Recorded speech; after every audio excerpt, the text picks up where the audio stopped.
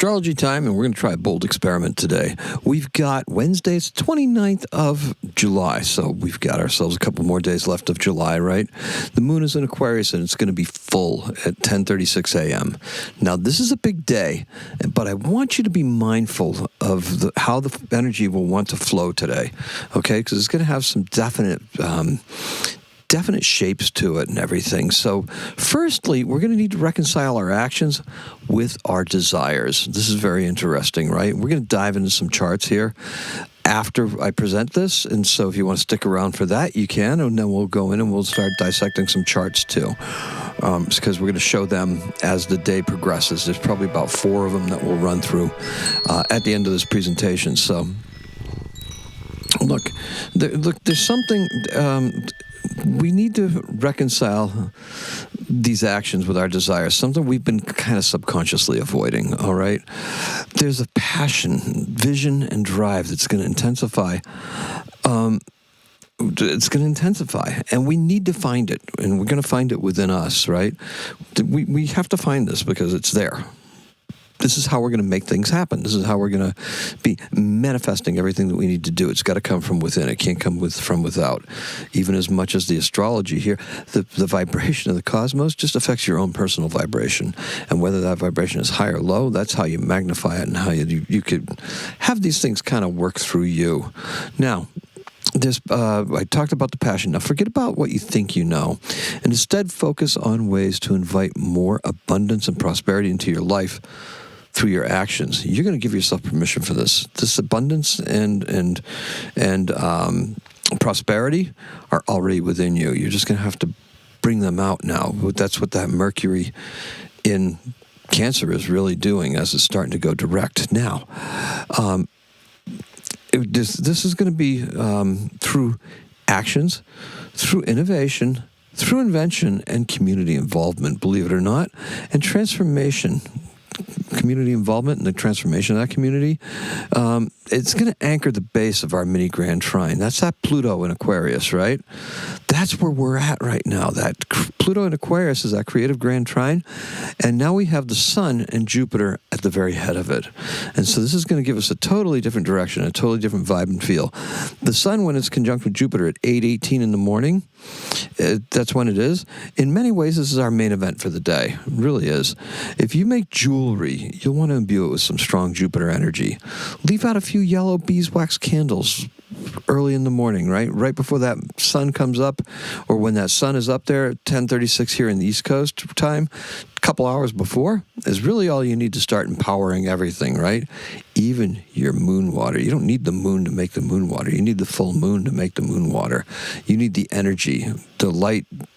The light works. The light will give it some coating too. I intend to leave my water out all night. I don't know if we're going to see much light here because of the rain and cloud cover and stuff like that. I did see the moon earlier, and it was through clouds, and it was very red and very, very bright and striking. So, like I said, if you make jewelry, you want to imbue it with some strong energy.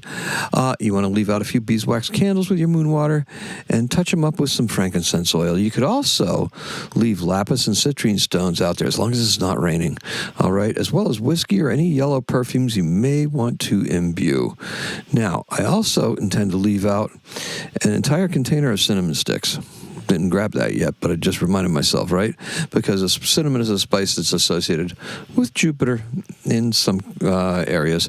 Now, these items we're asking for, these items that we're going to empower in this way, that we're asking for the Sun and Jupiter to empower, are going to be used as tools to bring about the change that our world desperately needs.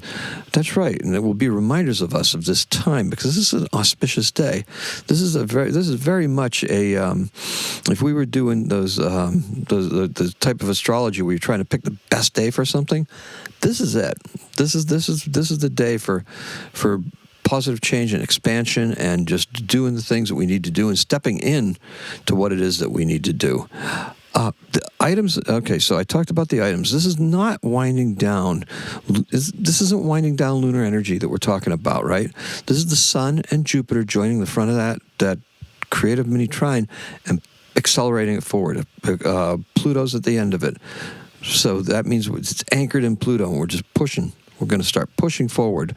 By the time Mercury comes out of the shadow period on Friday, we should be well placed to start really stating what it is that we need to do. This is one of my attempts to do that, trying to put this together. How successful I'm going to be, we'll see. It depends on how late I have to go into the night to get it done and out to you. I wanted to get it done earlier, but there were things that conspired to not have that happen. So we just make the best of it, and we do what we can. Now, this is not, okay, we're not winding down the energy, but thanks to the Sun and Jupiter, both in Leo, we're pushing it, right? Now get ready for what follows, because it's going to be really positive and interesting. Because today's keyword is actually auspicious, and the color is purple, although I do have yellow candles, and yellow is all over the place because that's a Jupiter color. Yellow, gold, something like that, right? And tin. Tin is a Jupiter metal as well. Now, Leo season is officially in high gear. The focus is now going to be on you. Should you desire it, right? Should you want that focus to be on you? The Sun unlocks the potential of Jupiter in Leo in all its glory. Creative, edgy, regal, dramatic, proud, and courageous are good attributes of Leo that really need to be amplified. And boy, are we going to amplify them today. Mercury in Cancer knows that the Sun in Leo needs to be focused on the basic needs: food, rest, and security. Now, this will allow the Sun to boldly discard what serves, what no longer serves, and obtain a potent toolkit, the things that I mentioned before, that we intentionally imbue with the energy of the Sun-Jupiter conjunction. These tools are what will enable us to push ourselves creatively until that new moon in Leo. So we're not even going to take a break. We're not even going to pull back, because we have this Jupiter energy just going, forward, right? So the quiet spaces in Pisces can speak volumes if you remain open and quiet. There's a reason for that. We're going to get to that when we get to the charts, because we're holding our own abundance within us alongside of our divinity. As the nodes shift, the game changes. At 0 degrees Pisces, right? That's where we just passed, right? The Sabian symbol is the public market. The zodiacal spiritual journey begins with a collective exchange, okay? So that belongs with that. But we're actually going backwards through that, because the nodes always move retrograde. So by the time you're seeing this, the moon's going to be at 29 degrees of Leo. So that means that those nodes have already shifted. So now our nodal axis is Leo and Aquarius, right? So it's actually 29 degrees. That south node is at 29 degrees. The north node is at 29 degrees, 51 minutes of Aquarius. So that marketplace that we're talking about, right? This is a busy spot where people share goods and daily needs. Busy, right? There's social rhythms in there where we're getting into society, right? How individual lives connect with each other, and it creates a larger community. And it's also a practical threshold that marks, the Pisces is the start of that spiritual energy. So we're taking that spiritual energy, and now we're going to put it into something that's going to start readdressing the collective, right? We drew the power from the collective. Now we're going to take that power from inside of us and put it out to the collective. Now, that's a very interesting thing.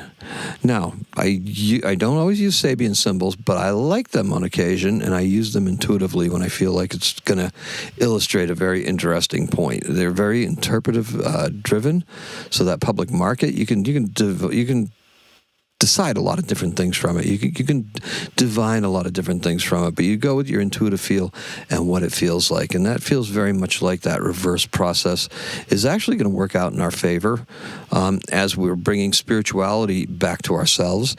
And then we're going to be taking what it is that's inside of us and putting it out to the public. So that's kind of what we're doing, that thing in reverse, right? Because the Aquarius and the regular zodiacal progression would actually be leading up to that in Pisces. So we're just paying it back right now. This plays well with the social implications of Leo and what we hope to accomplish with Pluto and Aquarius for the next generation, okay? This is a long-term game. This is active and boisterous energy, and this is why this full moon feels like a new moon. It feels like a new beginning. So your will and your own personal magic is what makes the items you select to leave out with your moon water their potency. cosmic vibrations, they're recognized, right? And Jupiter with the sun is an unbeatable combination.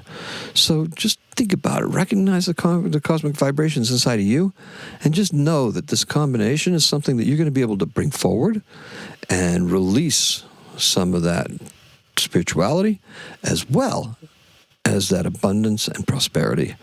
Now, so now think about it. If that Jupiter and Sun are an unbeatable combination, provided you let the desired outcome materialize, don't sabotage yourself, right? And chances are you already know that you're there. So that's a good thing. Now, just so we sum it up the right way, right? On this date in 1858, the U.S. President Dwight D. Eisenhower signs into law the National Aeronautics and Space Act of 1958, which established NASA. And our birth is in 1939. Her name is Ania Lockwood. She's an American contemporary classical and electroacoustic composer. She wrote something called Piano Burning. I like it. She works with microtonal music and things like that. Still alive, too. She's an academic. She is a professor emeritus of music at Vassar College in upstate New York, and she was from 1982 until now. She's born in Christchurch, New Zealand, and that would be all we have of this segment. So let's talk about something else, okay? So let's start to dive into these charts a little bit. All right, so this is our cover that we have every day. And so let's talk about this, because the first thing I want to talk about is this, what's going to happen at 3:10 in the morning. So 3:10 in the morning is when we have Venus squaring Mars. So Venus squaring Mars. This is a very combustible combination, right? We've got Earth and we've got air. We've got the mutable air and mutable Earth. Now, something that's interesting, though, is because they're both mutable signs, they'd find ways to work together. All right? So Venus and Mars, if you follow me or anything like that, if you're following me, my usual mantra of Venus and Mars is always trying to impress Venus. Venus is not always impressed by Mars. And sometimes she's turned off by him, and she'll flirt with all the other planets in the zodiac. But when it comes down to it, that's the lovers, right? That's the male and female symbol, for the lack of a better word, right? I mean, there's all sorts of manifestations of that stuff, but it is active energy and passive energy at their most extremes, right? Assertive, aggressive versus passive, beautiful, and creative, right? But Mars being fire sign is also very creative. So in this diagram that I have right here, I've got a chart, and I've got the square. So a square is a 90-degree separation between two planets, and that's where Venus is. And Venus is in Virgo, and Mars is in Gemini, both mutable signs. Then across from Mars, of all things, is the Black Moon Lilith. Now, Black Moon Lilith is in opposition to Mars. Now, Black Moon Lilith is desire, what she wants, right? And that is really vexing Mars, because that opposition is kind of like a pull, right? Push, pull, push, pull. With Mars being in Gemini, that would be a great idea to really want to just expand and go that way, and unbridled desire. However, Venus in Virgo controls that desire and chokes it down. And what's she going to do? She's going to tamp that pressure down, because she's also square with Black Moon Lilith. So it's like, not so fast, but know that, like, as we start going through the zodiac, you're going to find that those desires are going to be pushing, and that's what's going to come from inside of us to manifest some of that abundance that we're doing, along with the tools that we're using. It's going to help bring that stuff forward and make it happen. Now, you'll see that I have a line here that goes from Venus to the opposite point. Now, why did I do that? Well, because when we have two squares like this with an opposition, that is called a T-square. And this is a challenging place, right? But that energy between Venus and Black Moon Lilith and Mars can be resolved. How does it get resolved? Well, with this angle coming out, with the opposition to Venus. If we had a grand cross there, that would be another strong opposition. But in this point, in this case right here, it's an opportunity, and that goes right to Pisces. And that goes back to our main thesis for what this is with Venus and Mars. When we begin with Venus squaring Mars, the squares are challenging aspects, right? So we've not been doing enough, and we haven't been hungry enough to really push our agenda. Really, that's really what it comes down to. So, and what has been difficult lately is the fickle nature of our selected audiences, whoever that is. We're not assuming the success when we're going into it. We're not doing the things that we need to do to have the proper confidence, say, to go forward and say, this is definitely something that I'm interested in. Okay, so that's a nice way of putting it. Now we have permission from Venus in Virgo, seeing all this stuff going on, saying, why isn't this working? What is going on? Why are our actions seeming to be counter to what it is that we desire? Well, first of all, Venus in Virgo is pretty chaste, right? It's a harvest sign, right? So we're not really trying to grow something there. We're trying to amass as much data as we can and to be able to analyze why it can't happen. But opposite from Virgo is that intuitive side of Pisces. And that is where the strength comes from. That's where it comes from within. And that is where Mercury comes into play, being retrograde, right? Our actions seem to have been focused on getting through the Mercury retrograde. Now, there's some experimental and creative bits that we did do, and they showed some great promise, but the package that we presented was far from complete. So we're going to have to reconcile our actions with our desires, and that's something we've been avoiding, but we can do as we begin to understand what it is that's motivating us from inside. So, with that being said, let's go to the second slide. The second slide here is actually the moon joining Pluto. So now the moon joins this whole cradle situation. Now the cradle is the sextile. This yellow is a yellow line on this chart that starts in Aquarius and goes to Aries with Neptune in Aries. It goes to Uranus in Gemini, and then it will go also to Jupiter and the moon conjunct. So those things there are part of that basket, that Barbelt's basket that we talked about, or our cradle. It protects us in a way, and it makes it so that this creative trine, there's a trine there if you notice, because we have the two sextiles. Neptune is sextile both Uranus and Pluto and the moon at this point. And there's a trine between Uranus and Pluto. And that trine is going to be there for a while, okay, because those planets move very slow. And Neptune's going to be in that position for a little while, too. Eventually, they'll start to drift apart a little bit because Uranus is going to move a little bit faster than Neptune, and Neptune moves faster than Pluto. So they will drift apart. But for now, this is where we're at. And this is kind of a neat place, right? So think about it. We had this position last year, but it was started in Aquarius, but it was in Aries and Pisces, and it was in Pisces with the Neptune and Saturn, and then it had Uranus in Taurus. So we had that, but it was air and water, and before that we had it in Capricorn too. So the Capricorn was actually playing around with that. We've been flirting with this for the last couple of years, and it really didn't become evident until this year, spring of this year, when everything moved. Saturn and Neptune moved into Aries permanently. So now that we have this fire and air thing going on, it's creative and it's some ideas that we have to work with, right? And this firmly just anchors it in Pluto, so that change and that revolution and the societal things and the generational things that I talked about are really going to be at the forefront of all this stuff. And you can see the opposition line running between them, the sun and Jupiter, and the moon and Pluto. But that connects by that cradle. So that's why that's called a cradle. And that stuff just helps to form that protective layer that, the parents, right? Okay. So anyway, we've got some protection there. But there's a challenge there. We've got to bring out that stuff. We got to bring out the Pluto stuff, the revolution and change and societal change and all of that, those things, innovation and invention, and really just put it in the forefront and make it ours, call it our own and use it for our own purposes to expand our own interests, how we see fit after we gaze deeply inside of us. So now, here's our most important part of the day. It's 8:18 in the morning, and this is where the moon and Jupiter are conjunct. So, not the moon, the sun. The sun and Jupiter are conjunct, so you can see the sun symbol right there. That right there is opposite Pluto, and that puts it into this whole creative shell right there. And now we have that to feed us for the rest of the week. All right, and through Mercury retrograde. So we really have an opportunity here to just be able to start doing some of our best work and our most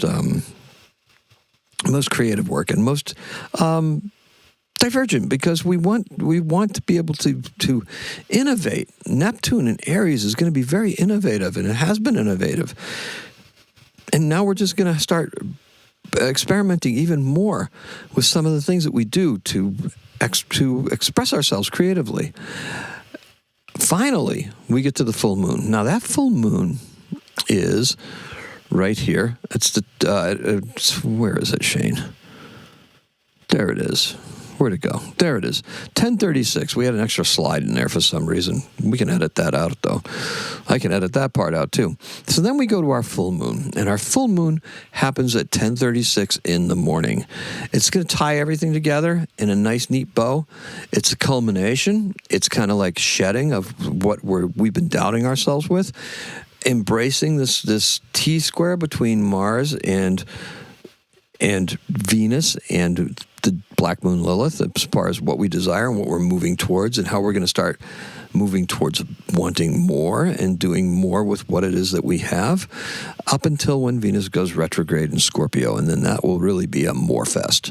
We'll find out exactly what she's demanding there. And then after that point, she will move on to be with Lilith, as the rest of the zodiac will move around that cycle again. So that's what I have for you. So we've got ourselves a chance to use a culminating full moon almost like a new moon. So we're starting things off right now, but we're winding some things down in the background. Some things they got to go by the wayside. We got to make room for it, right? Because we're going to have to open these things up, because we're moving in a new direction. We're moving in a more innovative direction. We're moving in a more abstract direction. We're moving in a direction that is uniquely ours, and something that we need to do to really start to affect change for us, for the good of our planet, for the good of the people around us. You know, it's always for the people that are around us and our loved ones and things like that, and people in our own communities that we do these things for. And now that is all I have for you. So our color is purple, and our keyword is auspicious. Today's a 9. Happy astrocatting.